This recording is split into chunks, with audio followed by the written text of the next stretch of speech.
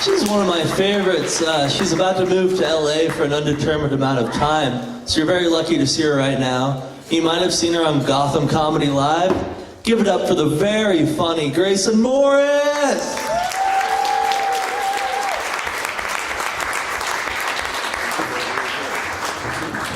Hey guys! How's it going? All right. It's such a great crowd. Did you guys have a good Christmas? You're like, it was fine. Good. I had a good Christmas with my family. We're not that into Christmas though. We were like, we don't want to give any presents, so we're not going to do that. And we just watch TV together. We argue over what to watch, and then we go to sleep. We're like, Christmas. My mom stopped getting a Christmas tree. She was like, I don't want to buy a whole live tree and drag it in here. No way. I'm just going to use this fake one. We're like, okay. She was like, well, I don't want to drag this thing down to the basement and put it away. I'm just going to leave it here in the corner of our living room year round. Wow. And then she has all the lights on it turned off. They're turned off all year. And then at Christmas, she has one of those little stomper buttons. And she just stomps it. And she's like, Christmas. It's great. We deserve it though, because we're incredibly lazy. I cannot believe how much I've eaten over the past 5 days. It's terrible. It's very bad amount of food. Very bad. My family's pretty boring.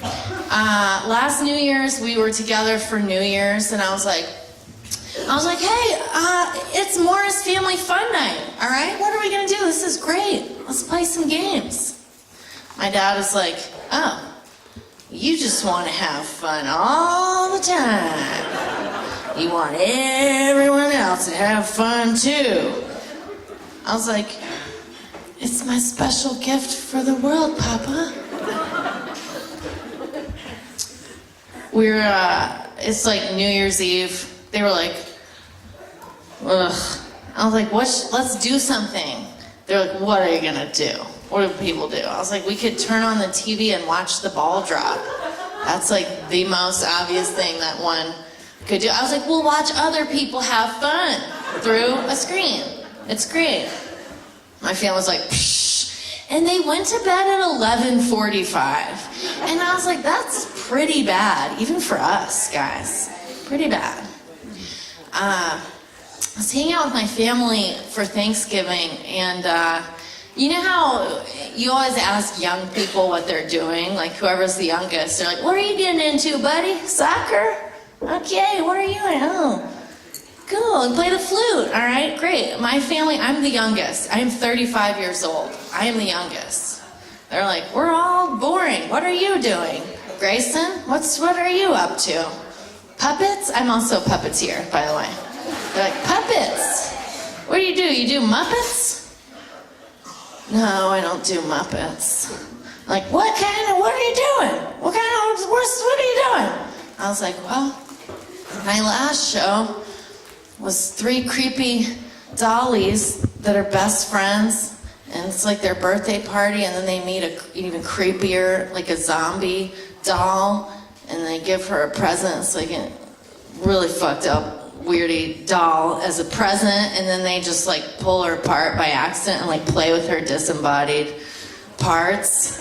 I was like, that's like my main one that I have going on. They're like, okay, let's focus on the dog. Look, she's a good girl. Look at her. She's just eating her food. Look at her go. Oh, she wants to go outside. Oh, there she goes. She gonna run around? Oh, she's just sitting there. Okay. Oh, she come back in. Oh, she's just drinking her water. Okay. We do that for like 3 days, and we're like, okay. It's hard. It's hard to be a family together. It's tough out there. My parents think that my brother and I are computer geniuses. We don't know anything about computers, you guys. But my parents just get some technology, you know. They're like, oh no, what is it? We're like, just plug it in and you like turn it on. They're like, oh my God, amazing. Wow, why don't you guys have jobs? Ooh. We're not geniuses to other people, just to you guys. You guys think we are geniuses. I really want my mom to text, okay? Because my mom leaves me these really long voicemails, and I'm like, just text me and be like, call me, you know?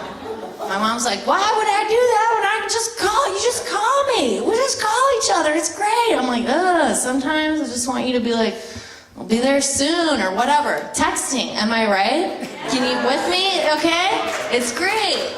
It's great. I'm trying to get her on board. I was like, Mom, I'll send you some emojis, okay? I'll send you an emoji. She was like, oh, please don't. No problem. She has a flip phone anyway, so it's like a non-issue. But she's like, do not send me that. And I was like, it's great. Do you know about emojis? She was like, yeah, what do they have? Like a little vomity face and like little weirdy faces and things. She was like, don't they have like a turd? And I was like, I don't use that. I don't believe in that. She was like, good. I'm glad that you don't use that. Good. She was like, and then I was like, I gotta start recording this. This is very funny. She was like, I don't know the whole range of emoticons. And I was like, emoticons! Nobody calls it that. She was like, your father doesn't even know what an emoticon is. Try him. He did not. He does not know. They don't know about computers. They think we're really smart, but they also hate everything about technology world. My mom is afraid that we're gonna have an apocalypse, okay? A lot of people are afraid about that, okay? The world's gotten really weird, and it's a really weird world to live in right now, okay? But my mom's just like, yeah, there will be an environmental collapse, there will be a political collapse. We're gonna live in apocalyptic times, so I've started collecting a bunch of weird stuff in our basement. I'm like, yeah, you were also doing that before, but okay. Okay. I'm like, Mom, all you have down here are cans of green beans and jars of jumbo-sized mayonnaise. Like, what are you... Shouldn't you be, like, saving seeds and, like, filtering water or something? She's like, oh, yeah? Oh, yeah? Look out, okay? I'm prepared. Okay, look at this. She got a bike. I was like, what? Oh, you're gonna ride a bike? She was like, that is my Apaca bike. I'm not gonna ride that thing. Okay, in a post-gasoline society, okay, post-fossil fuels, we're gonna have bikes, we're gonna have carts, and I'll just be carting around. I'm like, yeah, you're gonna cart around green beans and mayonnaise? That's gonna be great. She's like, oh yeah? Just wait, okay? Just wait, you're starving to death in Asheville. I'm gonna be riding around my Apaca bike, trading green beans and mayonnaise for like guns or whatever. I was like, yeah, you're really gonna be laughing so hard when I'm starving to death in a post-apocalyptic hellscape. That is gonna be hilarious. You guys, I had some friends over recently and a rat popped out of my chimney. And I had to act all surprised like I didn't know I had a rat infestation that I'd been working on. I was just like, what? Oh my God. Crazy. I can't believe it.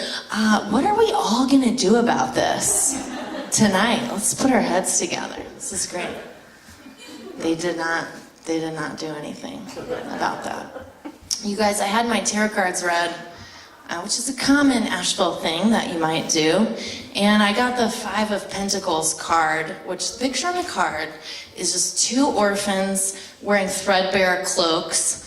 And they're just kind of wandering barefoot in the snow and like reaching out in hunger. And I was like, oh my God, this could mean anything, okay? These cards are subjective. Okay, this could mean anything. This is great. I look it up in the tarot book. It's just like, you are poor. Oh, no. You're going to get way poorer before you figure this thing out. Oh, no. So poor already. Then I was like, wait a minute. I'm poor because I'm an artist, okay? I am an artist making my art, okay? I went home. I was like, this is my home office, okay? Look at me go. I'm on the computer. Look at me working, making art. Or whatever. And 5.5 hours later, I'm just still on Facebook, just looking at pictures of dogs with a sign around their neck that says a bad thing that they did. There's just one dog like, well, I ate a tube of Vaseline and got diarrhea everywhere. And there's like a dog next to him, he's like, I ate the diarrhea. I'm like, cute, great, this is great, just great. Every list leads to another list, okay? Very addictive. You're just like, oh, click here, so you can see celebrity beach bod fails, okay? Find out who didn't look good in their bathing suit one time. And I'm like, oh my God, who is it? I must know.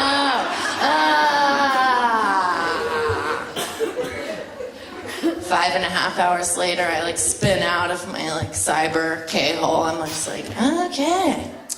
It's been a hard day down at the office, home office. Time for a latte. Let's get out there. I moved to LA a few years ago for a stint, and I went there.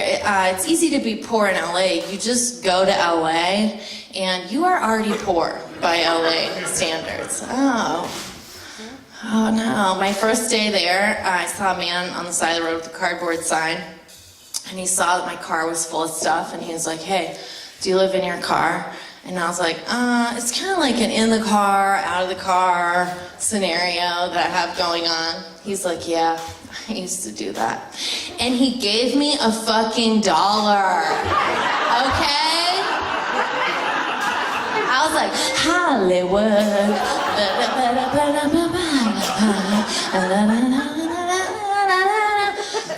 All subsequent days went way worse than that, but that was a good day that happened. I applied to work at a smoothie place. They were like, what are your qualifications to work at our very big deal fucking Hollywood smoothie place? I was like, I'm 32 years old. I feel like they just give you an honorary degree in working bullshit jobs, you know? You want me to put fruit in a blender? I can. I got this. Put the top on. They only hire models, turns out, so it's very tough out there. I call my mom. Well, so I went out to LA with a flip phone, which is something that we still do here in North Carolina.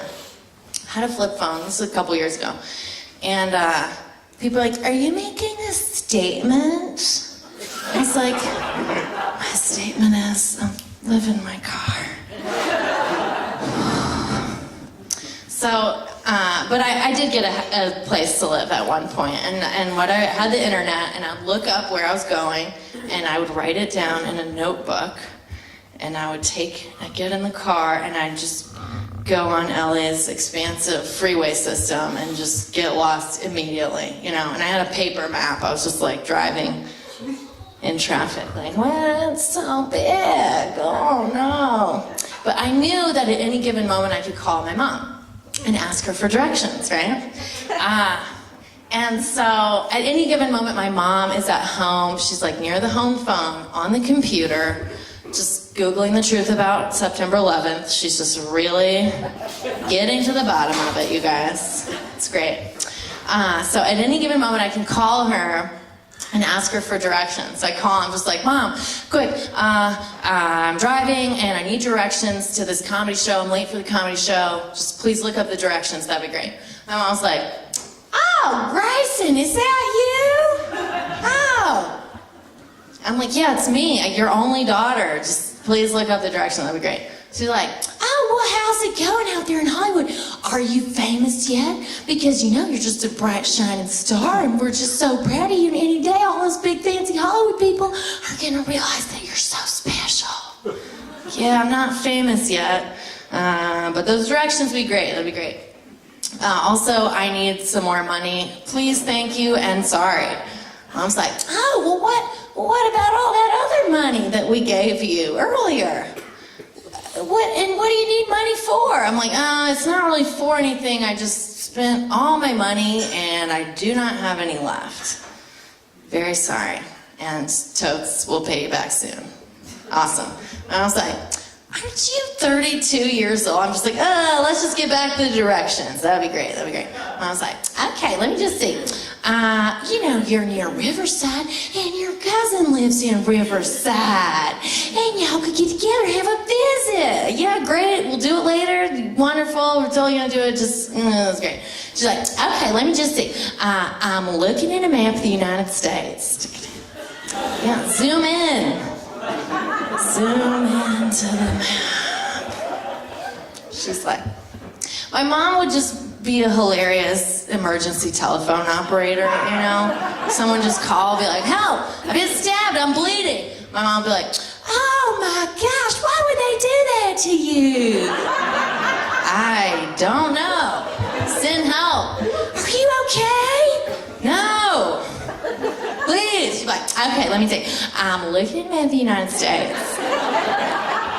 Kansas City isn't even in Kansas. That's a funny thing. And then they would die.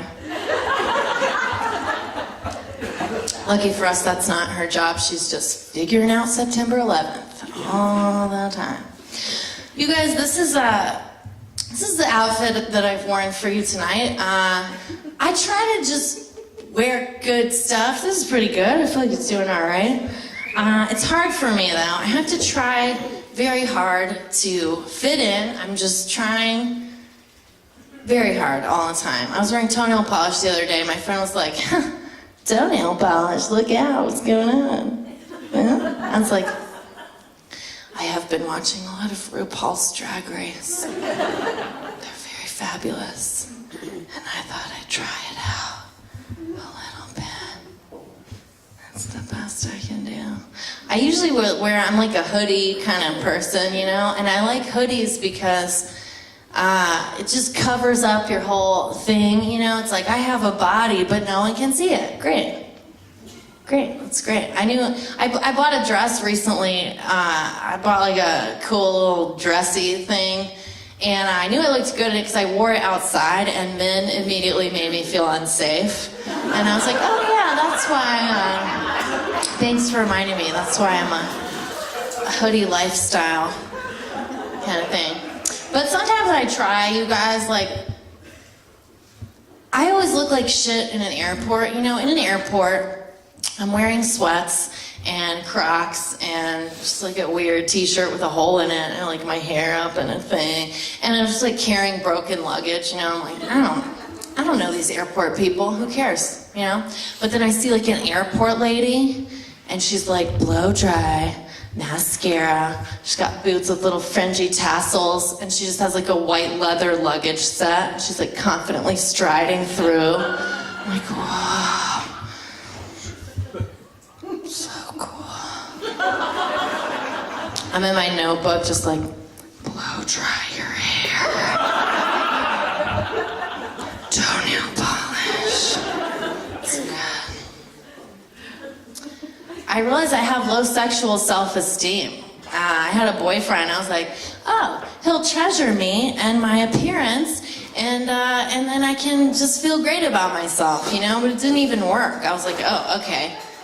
So self-esteem is like a tiny diamond that starts in your heart and it grows. You have to water it, take care of it, blooms into a flower, like radiates into the universe. Okay? You can't just get it from some guy, which is what I was hoping for. I'm like, oh, so hard. You gotta do a whole thing.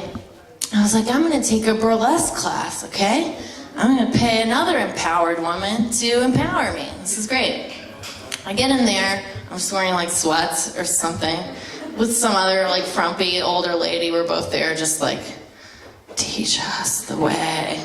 Our teacher is like a 20-year-old sexy stripper lady. She's like, hello and welcome to burlesque class. We were like, oh, so good already. She's like, oh, that's what you guys chose to wear? Maybe on day 2, just like wear something different. We're in our notebooks like, wear something better. Good. We are learning. She's like, here's what we're gonna do. Okay, we're gonna do an exercise, just a warm up, okay? Where you traverse the room as an animal. So we're like, okay, we do it. And she's like, okay, part 2, now you're gonna be like a sexy version of that animal. And I was like, oh no. Because I had chosen a mouse, you know? My whole thing was mostly like kind of like a scurrying based kind of thing. It's like packing nuts and seeds in my mouth, like, is that sexual? Innuendo, I don't know. So hard. The other woman had chosen a bear, you know? She was like, oh, we're not good. The teacher was like, okay. Let me just show you as an example. If you'll remember, I had chosen a cat. Yeah, wow, you chose a cat for part 1 of your mean trick game that we totally should have seen part 2 coming. Like, you're also born a cat, so this is great. She's like, here's what a cat might do. Okay, a cat would be like, it'd be like, and she puts her fucking leg over her head. She's like, cat would be like, and we're like, put your leg over your head. So smart. So good. You guys, I've always had a lot of weird jobs, but one time I was working a full-time job, 40 hours a week. As a teacher assistant, I was like, okay, I am making $18,000 a year, okay? I am so fucking rich. I am so rich. Just go to the discount grocery store, I'm just like, into a cart. All the discount muffin mix I want. Boom, boom, boom, boom, boom. I was like, you know who I remind me of? That Fergie song from a long time ago, maybe you'll recall, where she's like, GLAMOROUS. I was like, oh my God, that is just like me, okay? I'm just like Fergie. You know, it's like, I'm rich, she's rich, I'm fabulous, she's fabulous. We're like soul sisters. And then I was watching all her videos, I was like, look at her go. She is the womanly embodiment of beauty and sophistication, okay? She's just like popping out of a birthday cake in a bikini. She's like squiggling around in a pile of candy and presents. I was like, I'm gonna do that. That's good. I looked at my underwear drawer one day and I was like, I noticed that all my underwear are gray granny panties with a hole in the crotch, but you can still see a period stain around the hole. And I was like, well, this isn't very glamorous. This isn't. I was like, wait a minute, I'm rich, okay? I could go to Target and I could buy all the Hanes Her Way 6-packs I want. Like, I could do this today. But then I thought of Fergie, you know, and it reminded me of that Nelson Mandela quote. When we let our light shine, we unconsciously give others permission to do the same. It's like, wow, that is what you've done for me, Fergie. I don't have to go to the Target. I'm gonna go to the mall. And I'm gonna go to the Victoria's Secret, which I've never been to in my entire life. Boom. Then I had to do it. I had to go to the mall. I was just like, oh God, how do you go to the mall? So weird. Oh, I was in the mall just like trying to fit in. I was like, in the mall, shopping, so weird. I get to the store, it's just like giant posters of supermodels. I was like, oh no. I was like peeking in the window. I was like, what are they doing in there? What's happening? I go in, everything in there is just like leopard and lace and neon with like a heart on the crotch. And I was like, oh my God, this is the most glamorous womanly thing I've ever done. Amazing. This woman comes up to me with a headset, like she's like Madonna or something. And I asked her a question. She was like, okay, go to the front and go to the panty bar. And I was like, ugh, panty bar. So they have to call it that, you know? But then I'm like, okay, I see. They just have like huge vats of panties. And everyone's like sticking their fingers in there, you know? I'm like, me too. I'm shopping. I'm fitting in. Well, it was on a satin coat hanger with a bow on it. I was like, okay, I want this. I got it. I was just kind of like creeping around the store with it. I was like, you know, I want to try this on, but maybe that's weird and gross. I don't really know how they do it. I asked you guys. Turns out you can try them on. You have to try them on over your panties, which my panties were weird and gross, but nobody knew it. Okay? Successful shopping trip. Then I was like, I don't even have anyone to show these panties to. I'm single. Who's gonna see it? Who is this for? Is this for me? Is that how it works? You know, my friend was like, okay, don't even worry. Okay, we're gonna go to our friend Laura's wedding and we're totally gonna get laid because everyone gets laid at weddings. We are gonna get laid. I was like, okay. Well, her husband's friends are a bunch of bros. Like, I don't wanna do those bros, you know? She's like, we are gonna do their dads, okay?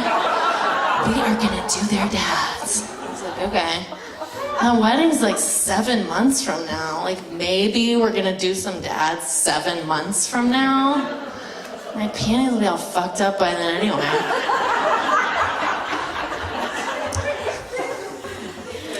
You guys, I work with kids as a day job, and kids are so funny, you know, and we're always trying to make them be something that we think is the best way for them to be, but they do their own thing, you know? Like, we had a kid one day, came to us with a bloody face, a preschooler. We're like, oh my God, are you okay? What happened?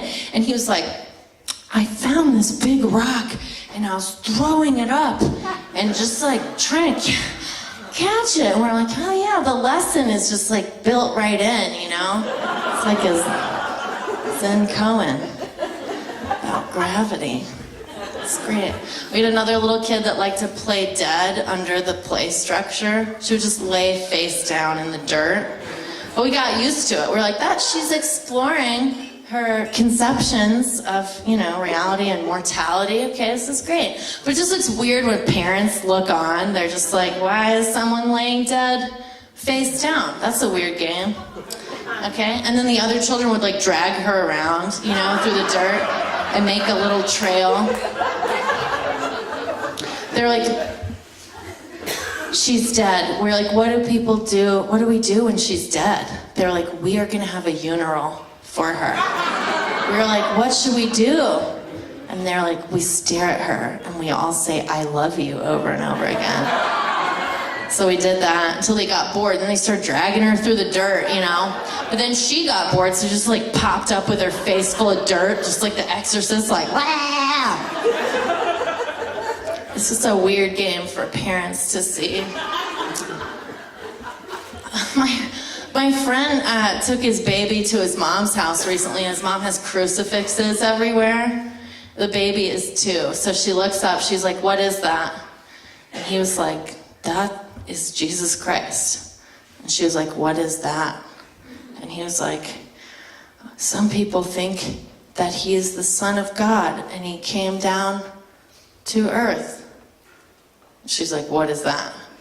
He's like, some people think that he was crucified and he rose again and he died for our sins.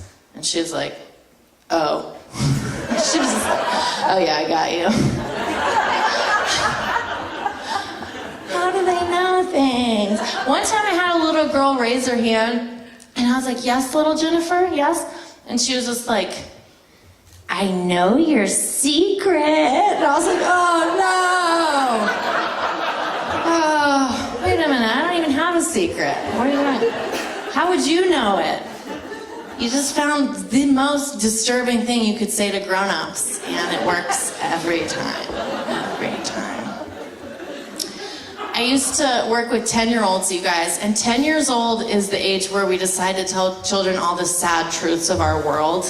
We're just like, look, we've been hiding this from you guys for 10 years, but we gotta like educate you via this historical fiction. Here we go. So I'm just with my reading group like, okay, boys and girls, today we're gonna read about the Trail of Tears, okay? Here we go. Soft Rain was a Cherokee Indian girl living in western North Carolina. She was 10 years old. Oh, just like you guys. Huh, that's funny. One day the white people came and forced her from her home, and everyone got white man's coughing disease, and everybody died. But Soft Rain didn't die, but she did have to walk 1,000 miles to Oklahoma. She was so glad when she got there. She didn't have to walk anymore without shoes. The kids are just like, Miss Morris, why did the white people do that to the people? I'm like, it's a horrible world. Especially white people, I guess. So let's try this one, you guys. This one's a true story. True story. Here we go. Sadiko was a 10-year-old girl living in Hiroshima, Japan. Oh no. One day, the white people dropped the atom bomb. Everybody's skin fell off. Everybody died. But Sadiko didn't die. But she did get leukemia. But she decided to fold 1,000 paper origami cranes for good luck, okay? So she made the little cranes, and she made 644 cranes. But then she died of leukemia. She did die of leukemia, but then all the other boys and girls came and they finished making the 1,000 cranes. And now she's a symbol of peace and hope in our world. Okay, boys and girls? And the kids are just like, Miss Morris, why is the world such a horrible place? And I'm like, I don't know, guys, just write your paragraph. Make sure as a topic sentence, it's like almost time for lunch. They don't pay me to explain the darkness. I don't know, guys. I was working with some middle schoolers, teaching them improv, and I was like, wow, I had a hard time in middle school, okay? It's a hard time. I am gonna get in there, and I am gonna mold these children, and I'm gonna give them an opportunity to blossom, okay? This is amazing. I get in there, I'm just like, okay, boys and girls, great. We're gonna make a circle, circle up, boys and girls. And they're just running, screaming in a gymnasium, like bouncing rubber balls and physically fighting one another. I'm like, circle up, please. I am in charge of you guys. There's like, we don't do circles. I was like, please, we're gonna play a game, okay? It's a fun game, super fun game. They're like, we don't play games. We don't do what adults tell us to do. I was like, oh no. My entire curriculum was based on you guys doing what I say. It was mostly playing games in circles too, so this is very bad. The kids thought I was like a 50-year-old virgin spinster, you know? I was like, I'm cool, I'm a stand-up comedian, don't ever look me up, but I'm cool. You should believe that, okay? They're like, no way. You're super old and square. And they would always make like drug and sex references that I didn't feel like calling them out on, you know? I would just be like, I do not want to go there with you guys. I'm just gonna pretend that I didn't hear it and we'll move on, okay? So they're just like, she doesn't know any of our cool drug and sex references. It's like, oh no, I'm digging my own grave over here. Oh no. But I wanted to just be like, guys, I do drugs, okay? I have sex. I have sex on drugs sometimes. Yes. I'm doing better drugs than you guys. I'm having better sex than you guys. I really wish I could tell you, but I'm in charge of you.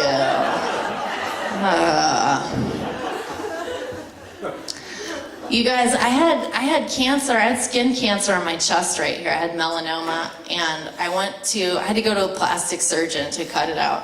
So I go to my appointment, and this guy's like, all right, after I do this surgery, your right breast is gonna be 4 to 5 inches higher than your left breast. It's like, oh my God, never heard of that. I was just imagining the rest of my life as a lopsided-breasted woman. I was like, at least I'll be alive, And then he's just like, I'm just kidding, I gotcha. Huh? People with cancer are super gullible. Yeah, people with cancer believe what doctors tell them at their doctor appointments. It's very easy to trick us. So then he gives me my surgery, and I'm just in this chair, and I'm breathing. I'm awake, I'm just holding my mom's hand. I'm wearing a useless paper vest for no reason. And I'm just crying a single tear. And he sees that. He's like, oh, does it hurt? And I said, it is incredibly unpleasant. And he looked at my mom. He was like, someone's never been through childbirth. Am I right? Did you just zing me? Do not look at my mom. You also have never been through childbirth. Are you calling me a pussy while you cut and burn the cancer out of my chest?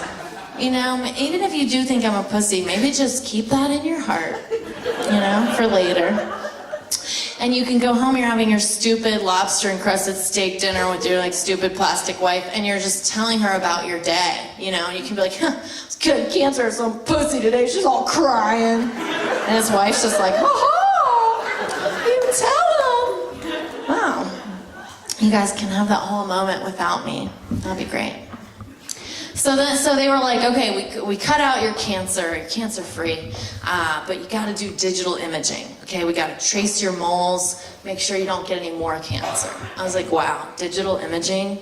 That is gonna be so cool, okay? It's gonna be fucking sci-fi. They're gonna put me in a machine. They're gonna have all these screens, it's the Minority Report, They're just tracking the moles, okay? I go in there. It turns out digital imaging is just a man holding a digital camera. It's just in a creepy room all covered in light blue felt, just walls, floor, and ceiling. The pedestal, you get on there, okay. The guy's like, okay, I'm gonna go out of the room, you're gonna take your clothes off, and I'm gonna come back in and take pictures of you. Okay, well, I've never been photographed nude before, so I'm still excited. Let's do this. Bucket list. But it just felt like a weird low-budget porn when we're doing the photo shoot, which is what I called it. Just weird, just photos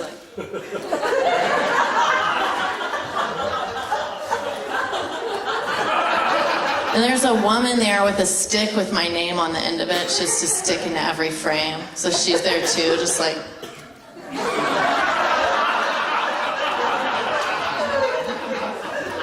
wow, what do you have to do to get that lady's job? That was great.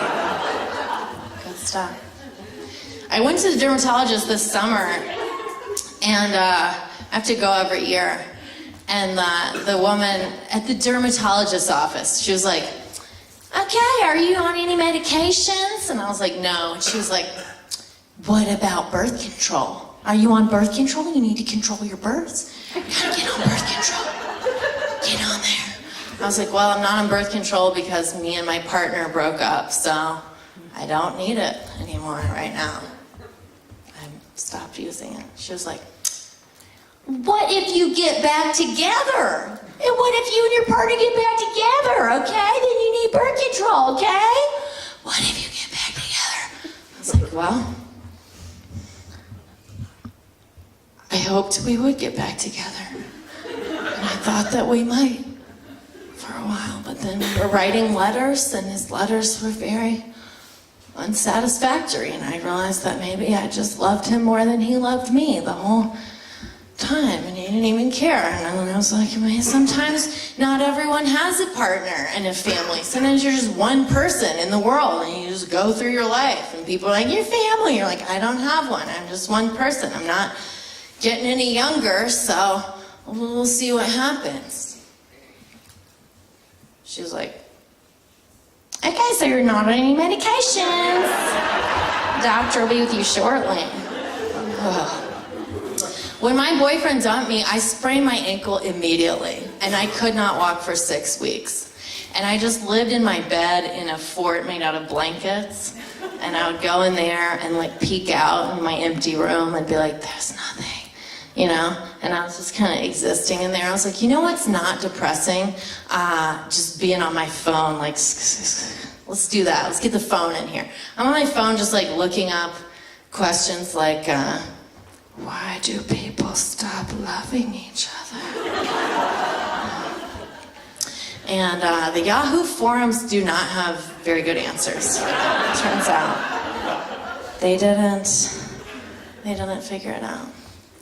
You guys, I went to a friend's bachelorette party recently, and I had been to like a traditional bachelorette party before, you know? It's just like blonde people, they're wearing heels, you know, they're just kind of like frolicking around, you know, and they're just like, I have a penis cocktail stirrer. My whole hat is a penis. I have a giant penis. We're just like carrying around with us, you know? I was like, okay, I get it. But my friend was like, well, I am having a bachelorette party, but I don't even want to call it that, okay? This is my Asheville friend. She's like, we are gonna call it my life event celebration. And we will be celebrating it in a cabin in the woods. I was like, great, that's totally my speed. This is great. So then all the bachelorettes or like life event celebrants or whatever are like, well, I have prepared a craft in which we make little origami flowers and we write what we love about her on each petal, and then on their wedding day they open and they read all the messages. And someone else is like, well, I have prepared a thing where we combine different berries and we mix them together and make jams and we eat them 1 year from now and remember their love. And I was like, okay, great. Wow, very alternative life event celebration. You know, and then I was like, what would you get if you combine all the penis stuff from the traditional bachelorette party with all the crafting of the life event celebration? And I just thought of it. I was like, oh, it's Dill Dazzle, you know? And then I wrote the whole infomercial. It's like a black and white, you know, sad person, you know, and they just have like an old, like super realistic dildo with like all wrinkles and like hairy balls and stuff. And it's just like a sad dildo, like all bending over. It's like, is your dildo a dildon't? And then it like pops into her hand. It's like, Dill Dazzle! It's like all covered with feathers and rhinestones and stuff. Dill Dazzle! And then it's just like a disclaimer, like, warning, decorations may become dislodged with internal use. You gotta watch out when you're Dill Dazzling. You guys, I overheard 2 drunk people arguing recently, a man and a woman.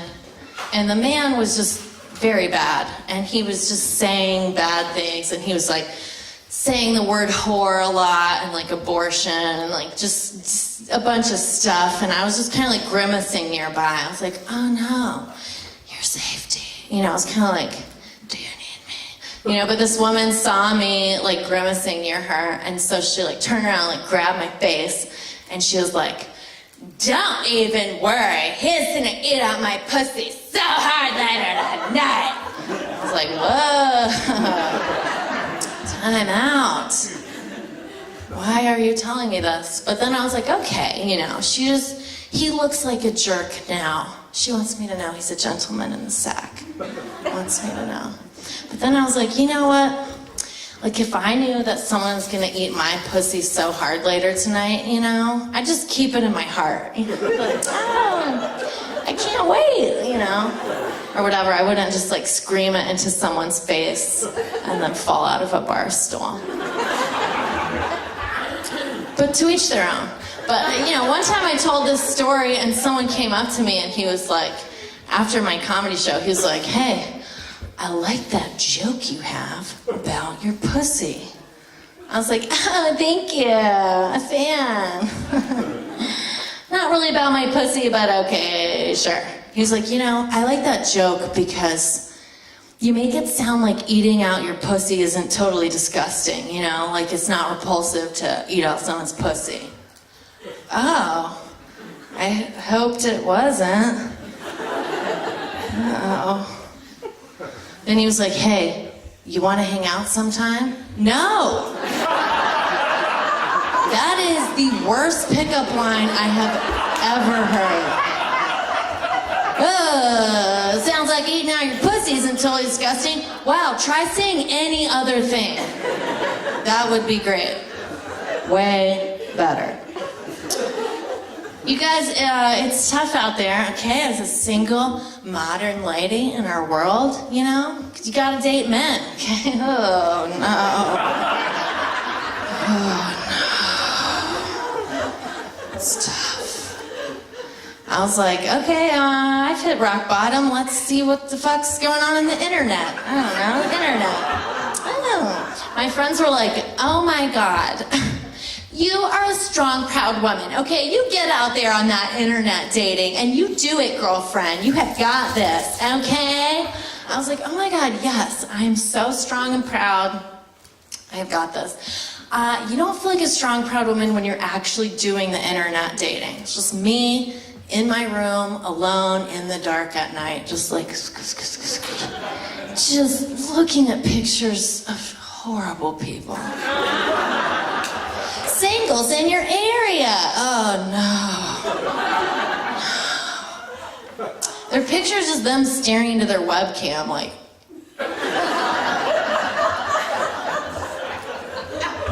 It's like, what are your interests? They're like, movies, music, food, television. You are my interest? Ugh. Are you allowed to just cut and paste the genres like that? That's not good. I made a lot of platonic friends on the internet dating because I'm a chronic platonic. And I would go out with people and we'd be like, no. But let's be best friends forever. You go out with other women and you tell me what happened. And I'll just live vicariously. What happened? Oh, dating sounds fun. This is great. This is great. My one friend went out with this woman on internet dating. She was like, we are gonna have sex, but not tonight, but later. He was like, oh, cool, okay. That's cool, later. Wow, only a woman can say this on a first date, you know? You can't say it if you're a guy. You're just like, how's it going? Good. We're gonna have sex, but not tonight, but later. Ugh. That sounds like a threat coming from you. A friend of mine broke up with her boyfriend. She was like, ugh. She was so alone. I was like comforting her. I was like, okay, don't even worry. You should try internet dating, okay? It is amazing. There's so many fish in the sea. You're gonna catch one, okay? She gets on there. She was just like, oh no. I was like, okay, don't even worry. There's criteria we can search. We will search and find what you want. She was like, okay, well, he has to have a beard. I was like, okay, well, we live in Asheville, so nobody doesn't have one. Great. She was like, he has to be chubby, because skinny men are gross. I was like, okay, chubby. She was like, I don't even know. Like, I don't even know if I'm ready to date. I feel like maybe I just want to have sex. I was like, okay, well, it sounds like you're looking for a fat guy with a beard who'll fuck you. You're looking for him on the internet. Oh, they do have those available. No problem. You guys, I read an article recently called How to Manifest Your Soulmate, and I believe everything I've ever read on the internet. Like, you put something on the internet, I will believe it. It's like aliens, crystals, seaweed. I'm like, yeah, why didn't I think of that? This is great. We are gonna do this for the rest of my life. Whatever it is. It's like, okay, how to manifest your soulmate. Hey, you want a job? You act like you already have that job, okay? You want a soulmate? You act like you already have that soulmate, okay? You need to be wearing sexy nightgowns all the time. I'm like, oh my God, why didn't I think of that? Okay, obviously. They're like, hey, you want a soulmate? You gotta put out an empty plate across from you at dinner, okay? It's the plate of your soulmate. You invite them in through the universe. I'm like, we're doing this right now. This is great. So my roommate just walks in and I'm like eating dinner with an empty plate, like in my sexy nightgown. She's like, why would you do that? And I'm like, I was just manifesting. She's like, ugh, why don't you just meet strangers on the internet and fuck them in front of Netflix? Like, that's what we're all doing. Oh, that's what we're all doing? I feel like my way is an equally valid way, you know, draw them in through the universe, okay? I already fucked some strangers on the internet. I do not recommend it. Men are very bad at sex. Not you guys. You guys are so good. Really good, but others are bad. Maybe you should teach them. I don't know how they will. But sometimes sex can be good, you guys. I was having sex recently, and I was having sex with a man, and he took off his pants first. So he had like a button-up shirt and underwear and knee socks. But it was good. It was looking good. Don't even worry. I was like, hey, you look like the boss from a boss secretary fantasy. And he was like, hey, yeah, we could do a whole thing. Yeah, fantasy. And I thought about it for a minute. I was like, actually, I'm sorry I brought it up because that is a sexist fantasy, okay? The boss from the boss secretary fantasy is married. The secretary's all young. She's like overworked, underpaid, underappreciated, okay? He's stealing her ideas. It's just like that movie 9 to 5. We will not be doing this fantasy. He was like, oh, okay. What if you're the female boss of a corporation and I'm the hunky maintenance guy? I was like, first of all, corporation. Like, how can I have fun? You're just like reminding me of the world. I'm like, oh no, what is this man's retirement plan? What is his healthcare situation? Are we tokenizing the working class? Like, I cannot get down. He was like, okay, what if we're co-founders of a progressive energy company which installs solar panels onto health food co-ops that only employ rehabilitating ex-convicts. And I was like, wow, that is so fucking hot. And then we made love standing up and we're the same height and we just stared into each other's eyes saying, you are powerful. It was great. Thank you so much, you guys. You guys were great. I really appreciate it. Thank you.